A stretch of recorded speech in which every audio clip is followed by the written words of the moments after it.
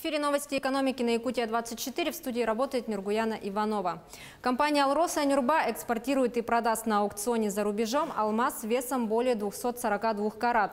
Соответствующий документ опубликован на официальном портале правовой информации.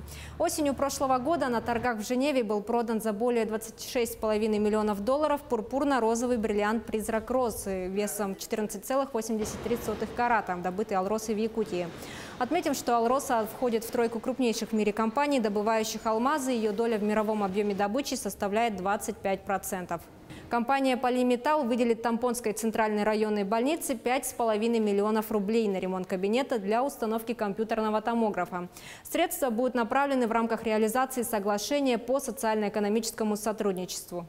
Такое решение было принято еще потому, что помощь республике в борьбе с COVID-19 – один из приоритетов для нашей компании. Мы понимаем необходимость в современных методах диагностики.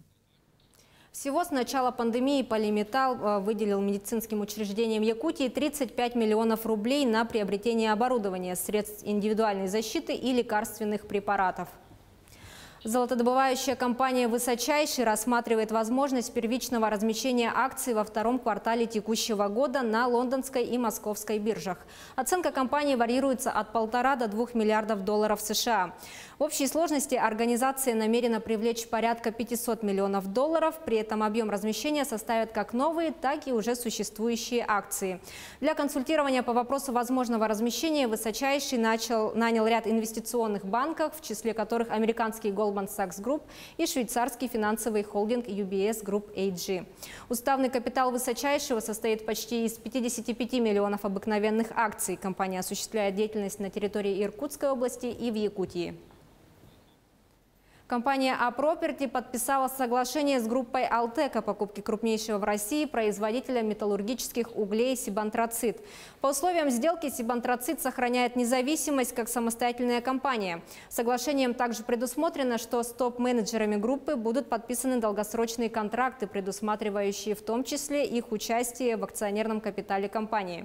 Напомним, в прошлом году «А-Проперти» также закрыла сделку по покупке 51% в компаниях «Эльга-Уголь», «Эльга-Дорога», «Мечел Трансвосток» у «Мечела» за 89 миллиардов рублей.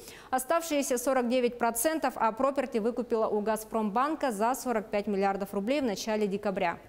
Хвостохранилище Куларской золотоизвлекательной фабрики в Устьянском районе Якутии ликвидируют до конца 2022 года. В настоящее время ведется поиск подрядной организации. Соответствующий тендер размещен на электронной площадке в Ростендер. На ликвидацию объекта из федерального бюджета будет выделено свыше 867,5 миллионов рублей. Для получения финансирования хвостохранилища в прошлом году внесли в Государственный реестр объектов накопленного вреда окружающей среде. Хвостохранилище расположено на территории Куларского прииска в горах Улахан-Сис. Объект ввели в эксплуатацию в 1965 году для складирования отходов обогащения золотоизвлекательной фабрики и создания системы оборотного водоснабжения.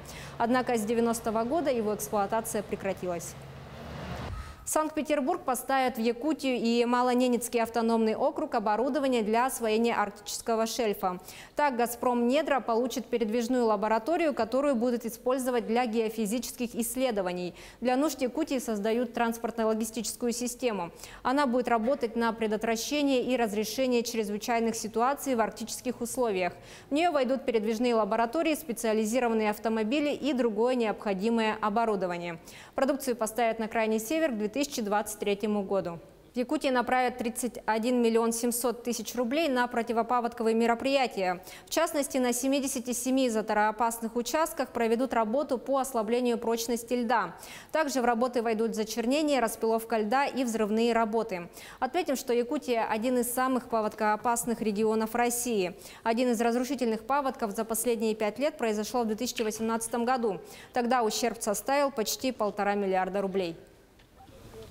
На этом у меня все. Оставайтесь в курсе экономических событий на Якутия-24.